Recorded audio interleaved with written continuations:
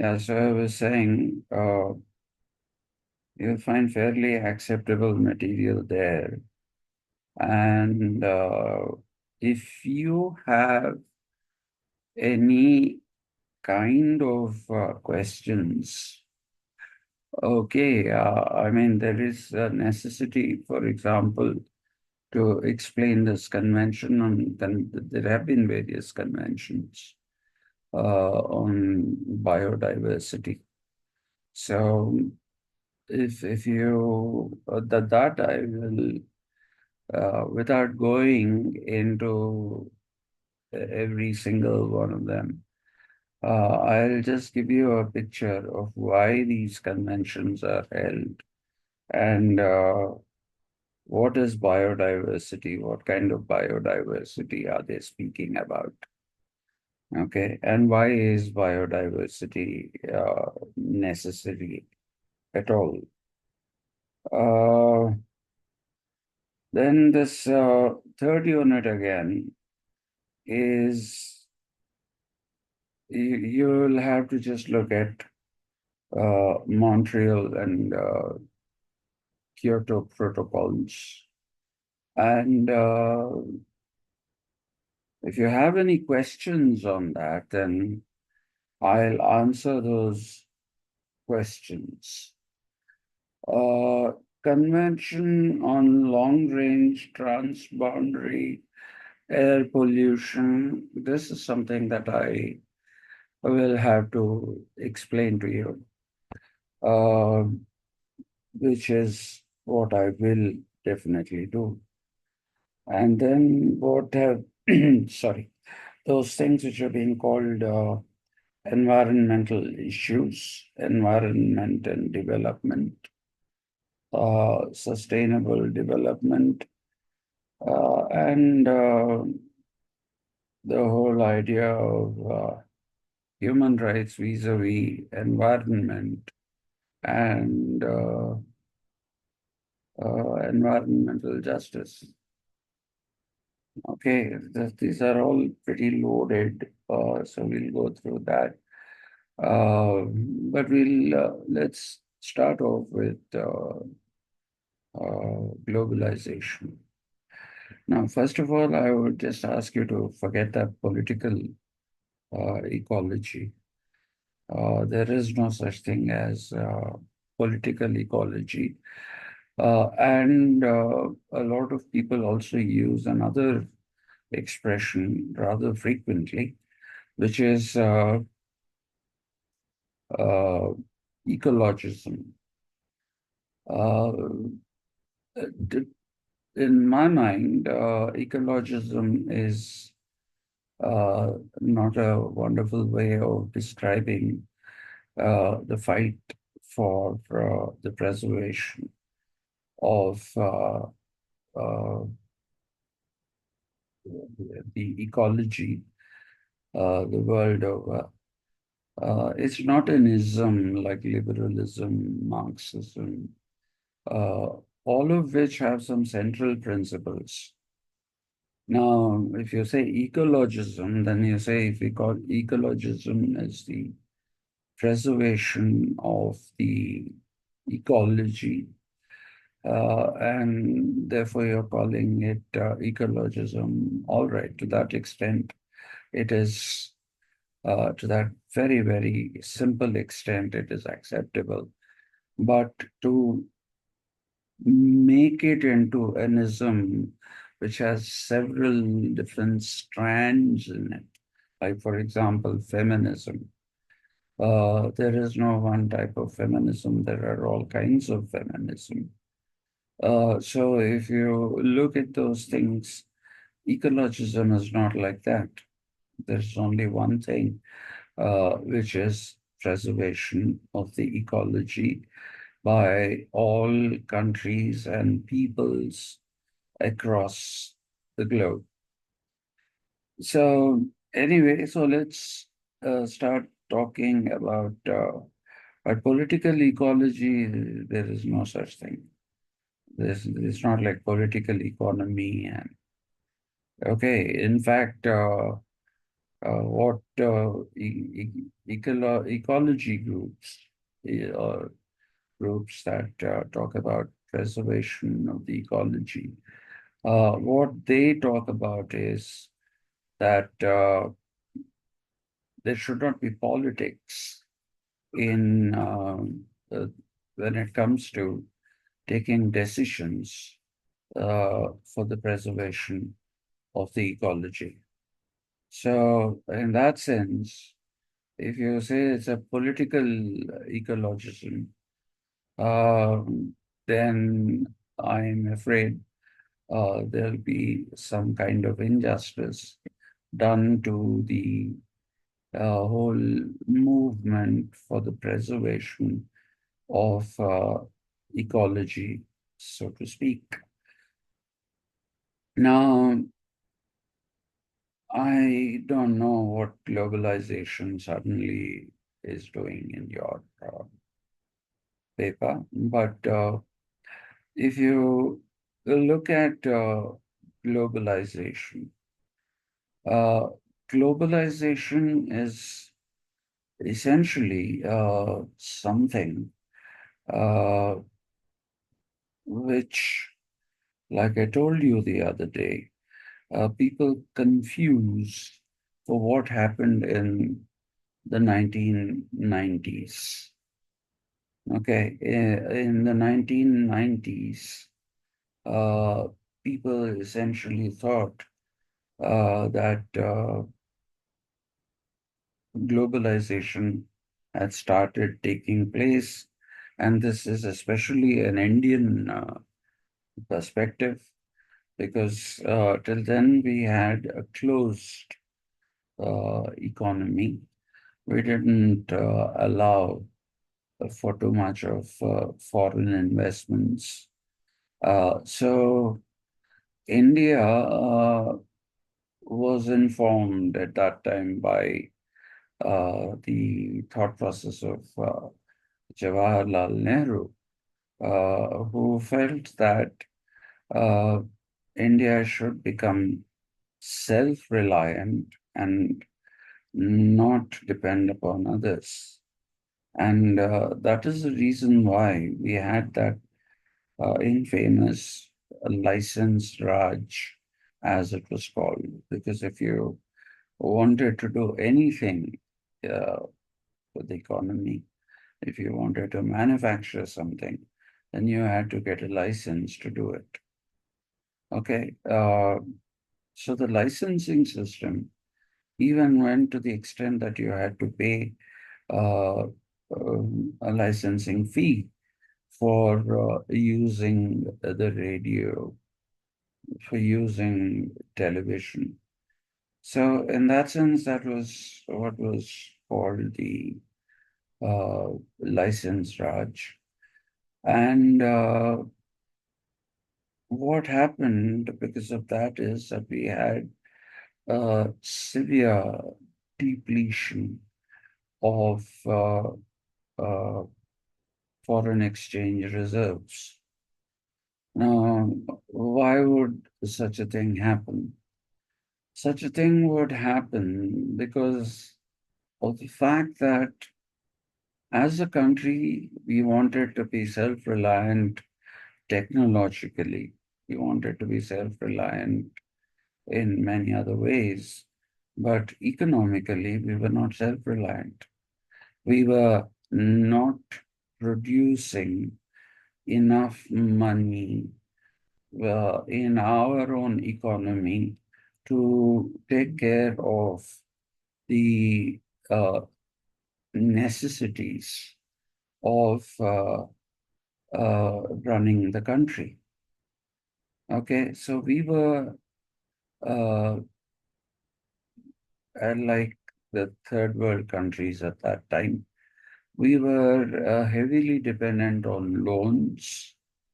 And when it came to the servicing of these loans, then slowly the country started moving backwards. Uh, and what we see is that what we basically see is that in 1980s itself, this particular thing started showing. And when Rajiv Gandhi was the prime minister in 1985, he allowed for the first dose of what is called economic liberalism.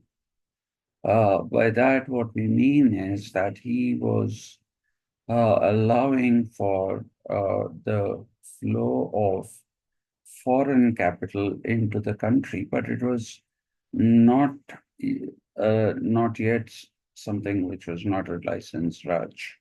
It was very much a licensed Raj, and any foreign company wanting to set up its manufacturing bases in India had to have an Indian partner.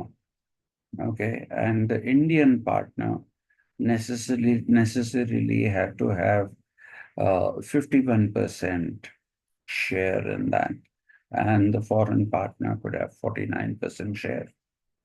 Now, obviously, this didn't work because of the fact that uh, it was very, very low dosage uh, uh, getting of foreign income, rather foreign exchange.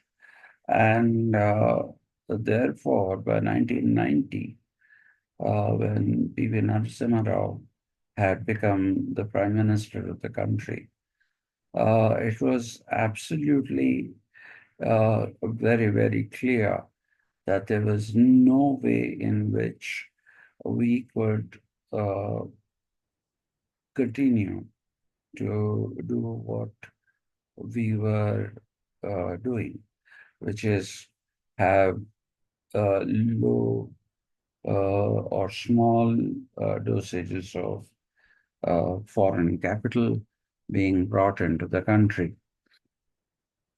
So the thing that we see after that is that Narasimha Rao realized how precarious our position was because we had foreign exchange which would last us for 2 weeks.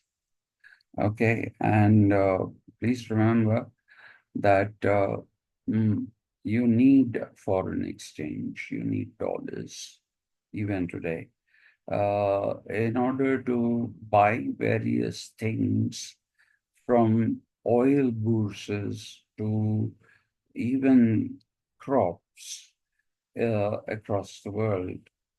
But the big problem was the oil bourse.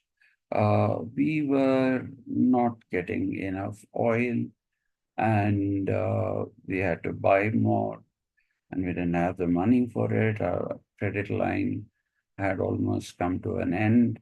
And therefore, at that time, what P.V. Narasimha Rao did is that he pulled out Professor Manmohan Singh from being the chairman of the University Grants Commission and made him the prime minister of the finance minister of our country. The kind of economics that Professor Manmohan Singh subscribed to was what is the Keynesian model of economics. It's called Keynesian simply because of the fact that you have you have uh, the Manmohan Singh relying heavily upon the economic models suggested by John Maynard Keynes, Keynes. Okay, so we took up the Keynesian model, and uh, both Narasimha Rao and Manmohan Singh uh, took up this position, and that we are now opening up our economy, that there would be no license Raj anymore, and that you could come and set up your industry here. Uh, this was an invitation that everybody was looking forward to for the simple reason India at that particular time uh, had a pretty large population, though not as large as it is now. We were not the most populated nation in the world then. And we also had very good educated talent. Now, in those days, what was happening is that uh, in the 1990s, you had a particular what we should call a concept called hot money. Hot money, because of advances in technology, money could be here today in India. Previously, if you wanted to pull out your investments from India and take it to another part of the world, it would take months.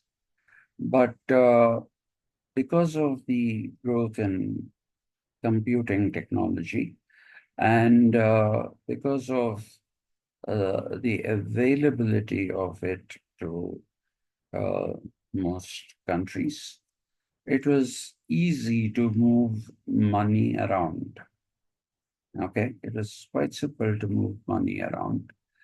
And so people are not afraid to invest in India because, like I said, India boasted more than anything else of an educated elite in which was capable of doing things as well as any other educated elite in any other part of the world would do. We were the kind of people that we had were comparable to the kind of people that were there in Western Europe.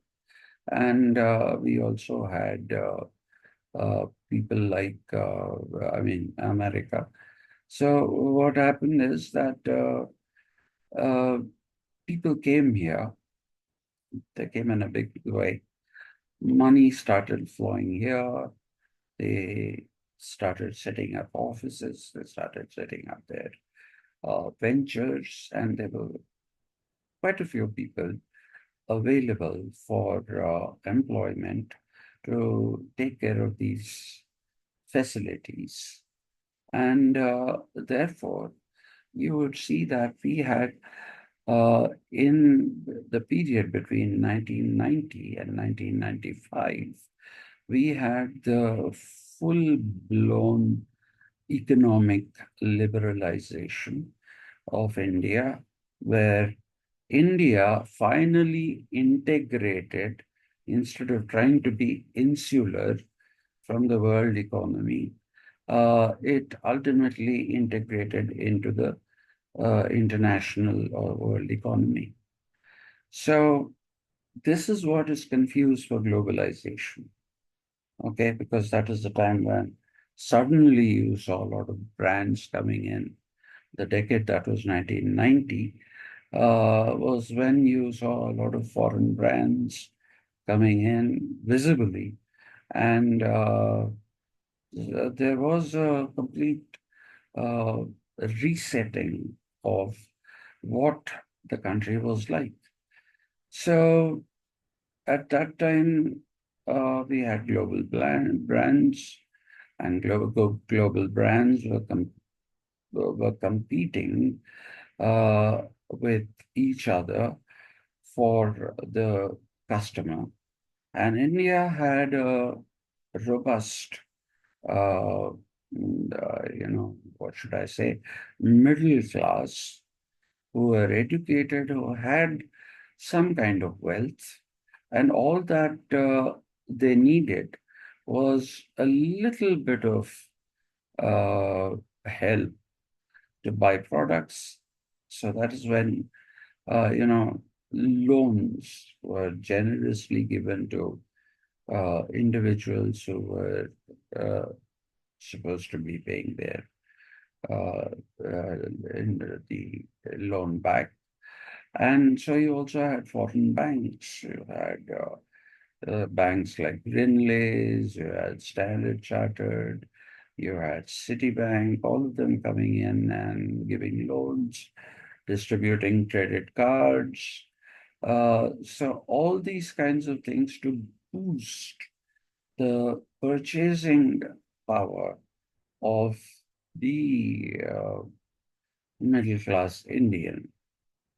Okay, so that is the reason why. So, and in terms of companies, if you look at the auto sector, you will see that you had all the big Japanese names, Honda, Suzuki, Kawasaki, and uh, Yamaha coming in. And most of these are not just the automobile companies, they also do other things.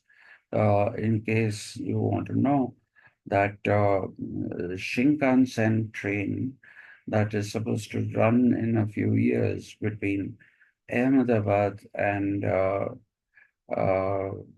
Mumbai is manufactured by Kawasaki. Kawasaki is actually known for its heavy industry, for its robotics. So you had Toyota, you had Hitachi, you had what do you call it, Toshiba. All these brands had come in from Japan, and you also had brands coming in from Germany and Europe. So you had Grundig, you had Magnavox. Philips was always there and it upped the ante by getting in foreign investment. So you see, even uh, things like shampoo and all were suddenly available in foreign brands. So you had L'Oreal, you had, don't ask me about shampoo. You can see that I'm very unkempt, so these are not things that are going to, but we did get a lot of even shampoo, so all these things which were actually foreign brands coming into the country. So that's why people thought this was globalization. But this was not globalization. This was economic liberalization, which really opened up India into uh, opened up India and integrated it with the international economy. And towards the end of the 1990s, what were the GATT, General Agreements on Trade and Tariffs, that gave way to the WTO. And for a long time, India stalled joining the WTO, but finally it did, as did China. So, so when did globalization start then? You must understand that globalization started with uh, it started with colonialism. Okay, and that is when the Europeans, especially the British, had a very big advantage, and that was the Industrial Revolution. And they were able to produce uh, uh, goods for fairly inexpensive prices and with consistent quality. And therefore, when we look at that time period, you see the advent of these European countries into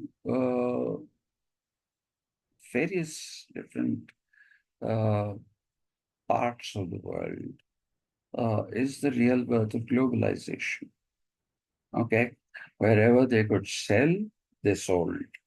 India was the richest economy in the world in the 15th century. And when the colonial powers came here, they came basically to sell their goods. But Christian missionaries also came along with them, and they found that in these countries, there were certain people condemned to be the heathen uh, people. And so what they did is they converted the heathen people into uh, Christianity.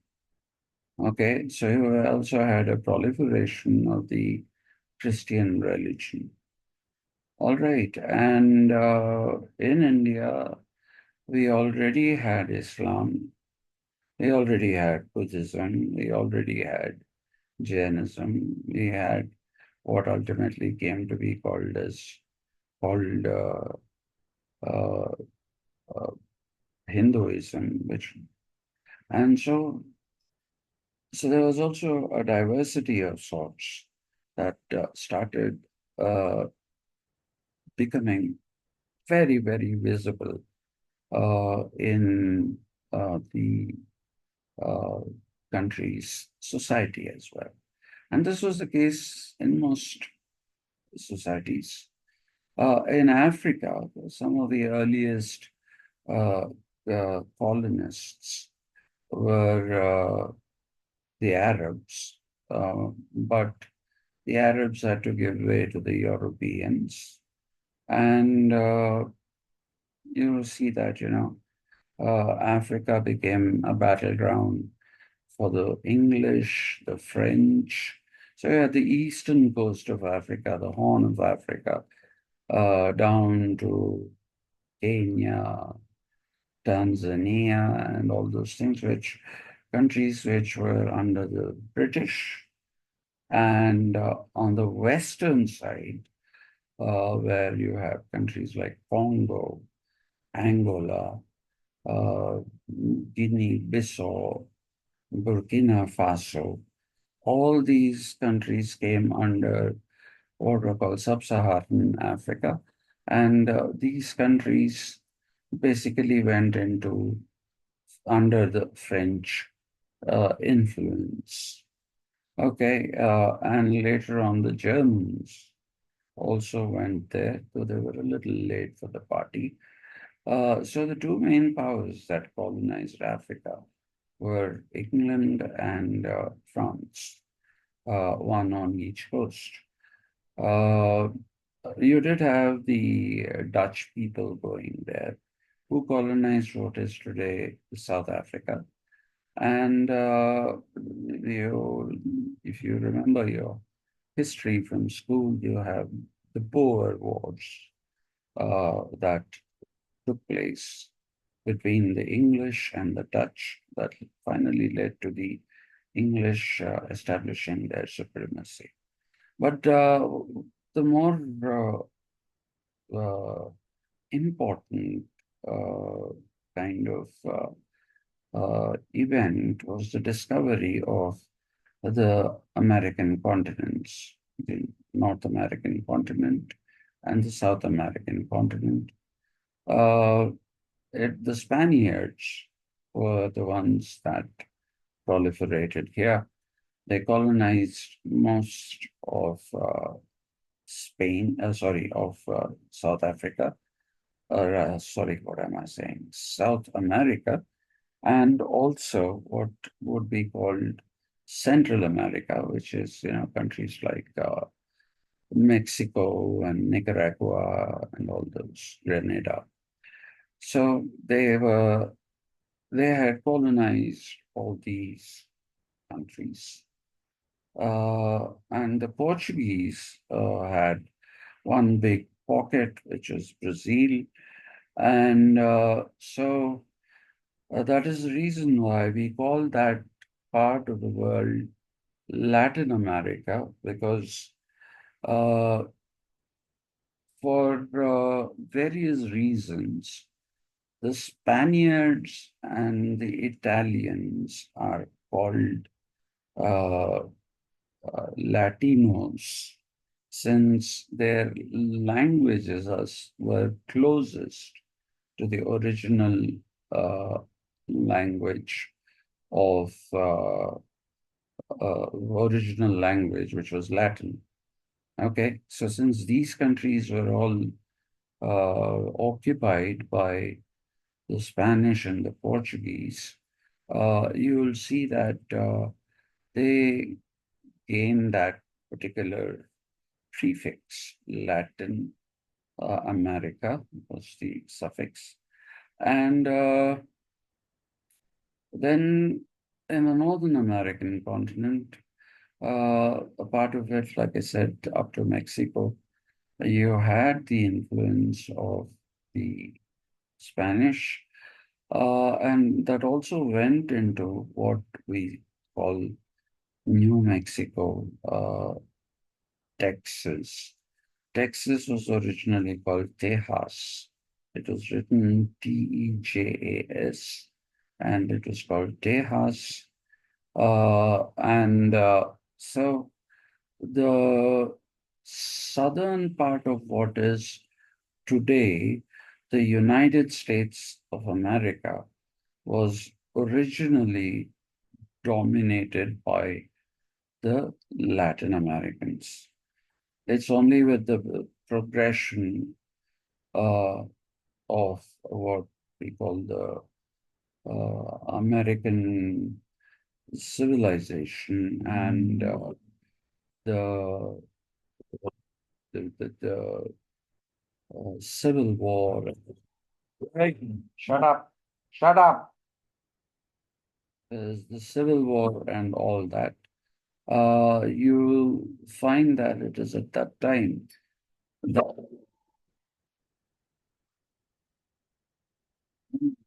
these dogs in this room.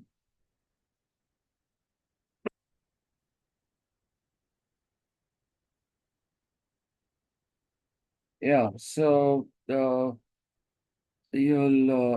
see that there is the uh, spreading of mainly British culture in the United States of America and parts of the most parts of uh, Canada. There were only some parts like Quebec and all in Quebec, Montreal, which is Montreal. These Edmonton, these regions, and uh, these regions were basically under the French control. Um, so you see that the world had been occupied by the Europeans. And even in China, you had colonialism by the three countries. One was the British, one were the British. The second were what we call the uh, the second were the uh, thanks to some. I'm really sorry. I've lost my train of thought because of this dogs. Yeah. And I'm just recovering from a very heavy attack of vertigo. So that shrill barking. Yeah. Can somebody remind me what I was saying? Anybody who's been listening?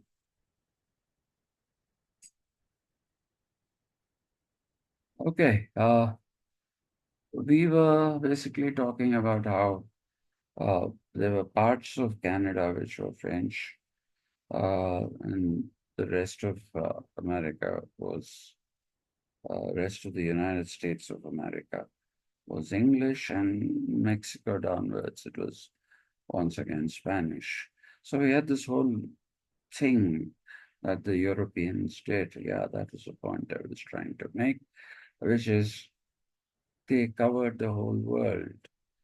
Uh, China is an interesting example because in China you had uh, the domination of the British on one side, which would be the you know, part closest to India, and on the other side, which is you go to the East China Sea, that side it was dominated by the Japanese.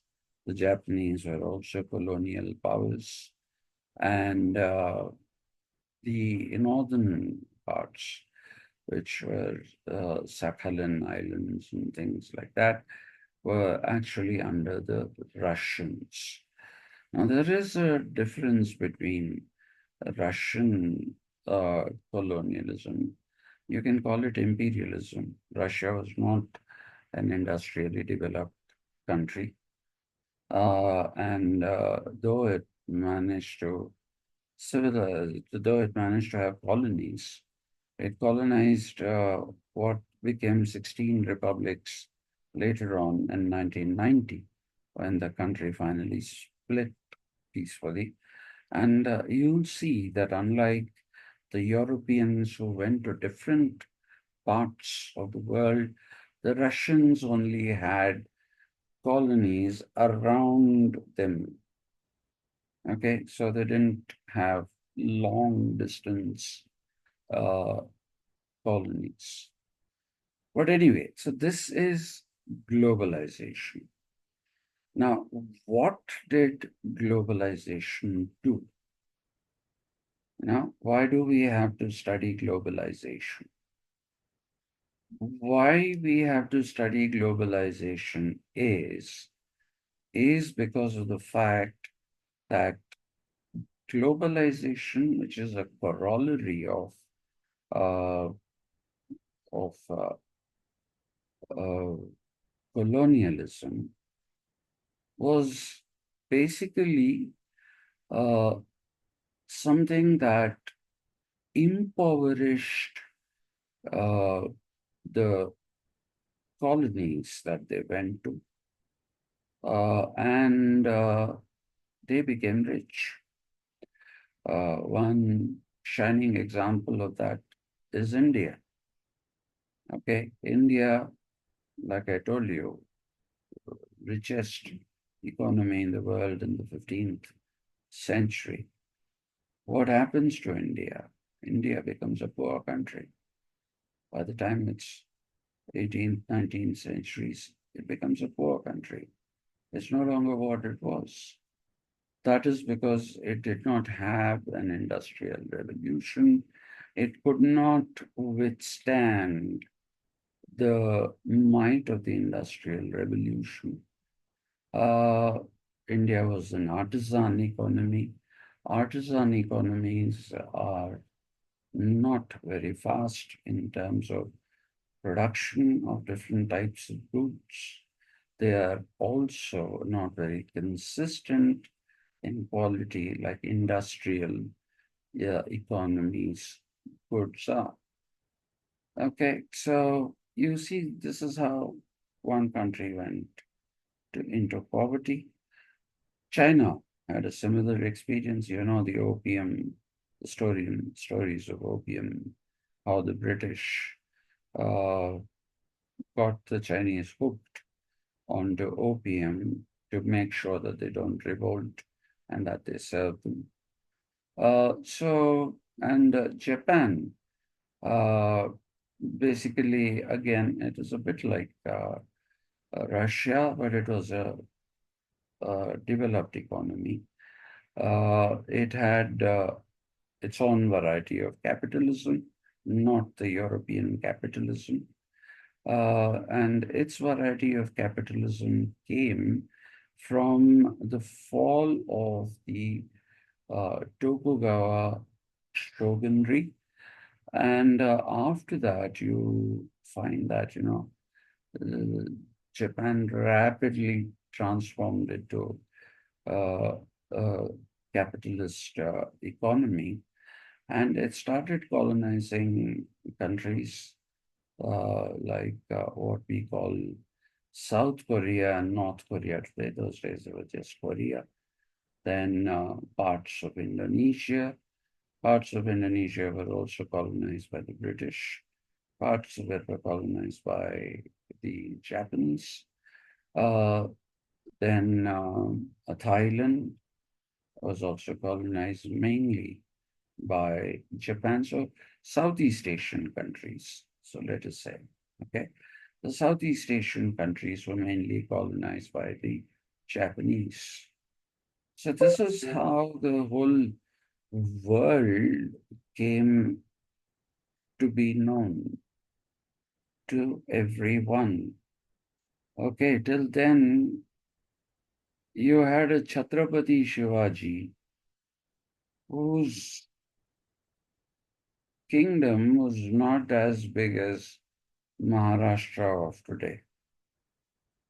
Okay, or even if it was, maybe slightly.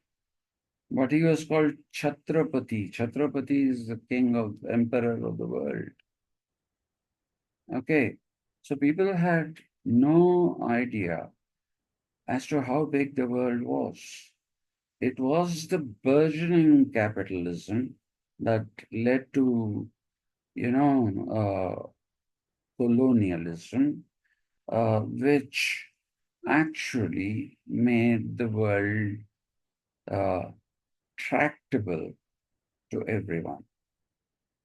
Okay, and just an aside here, when you're looking at the world map, please don't be confused by the sizes that you see there. Okay, that is because the colonial cartographers uh, they used a lens. Basically, they said this is the equator, and they put a lens there, and they started taking it back. So now we're very close to the equator, so we're just this much in the map. Okay, you go further up, some countries in Europe, like France, look this big, but you can fit some three Frances into India. Okay, so the sizes are all skewed. Some people will tell you it was done deliberately. It was not done deliberately. It was done because uh, cartography hadn't developed, and even after it kind of developed, people were least bothered. They didn't want to, you know, take it to change the map. There have been some attempts by Indian cartographers, and if you see the size of India in that, it is truly magnificent. Anyway, so this is how globalization happened. Now, this globalization continued throughout the colonial period, throughout the world. And if you look at the 20th century, from the middle of the 20th century, you had various, thanks to the impoverishment of the Europeans by the First and Second World Wars, uh, they couldn't hold on to the colonies. Nationalist movements uh, grew in a big way in different parts of the world, including India, China. Okay, these were the two big countries. And funnily enough, Russia which had a Bolshevik revolution, became USSR, and so we are no longer a colonial power, and we will do everything under our control to basically support uh, countries trying to come out of colonialism. So, these kind of things that happened basically saw uh, a very big change in demographics and in psychographic terms also. And you will find that uh, even though colonialism was getting over, these colonies were still poor. That is the thing that you need to understand. Africa continues to be in the same level of poverty that it was at the time of independence of its various different countries. Okay, and you might be surprised. Quite a few of the Africans do not even understand the concept of a nation state. People living, say, in a country like uh, Kenya wouldn't understand what a Kenya is. For them, the loyalties are still tribal. Okay, and that is the reason why if you the lines, the maps that you see on Africa, the lines are all drawn with a ruler. So all of them are straight lines. Have a look at the map of Africa. Okay, but whatever it is, globalization happened and Africa became a part of this. Okay, and in the 1990s, when the last two bastions, the big two powers, which looked like they would not integrate with the international economy, they fell, which is China and India, and they integrated into the international economy. Not only that, Russia, people thought was, or the USSR, people thought was a very rich country because they were producing weapons almost at the same rate as the Americans. And their technology was uh, pretty much the same, as good as American technology. So there was this false kind of belief that the USSR was a rich country, which it wasn't. A lot of uh, money uh, that the USSR had went into keeping up with the arms race with China during the Cold War period. And you'll see that because of that, there was a neglect and Russia collapsed. Nobody split Russia I mean, USSR into 16 republics. It happened all on its own because Gorbachev said, listen, we Russians cannot manage the very backward Central Asian republics. Neither can we manage republics like Belarus, which was called Byelorusia before, and even Ukraine. So they all broke up peacefully. They all broke up peacefully.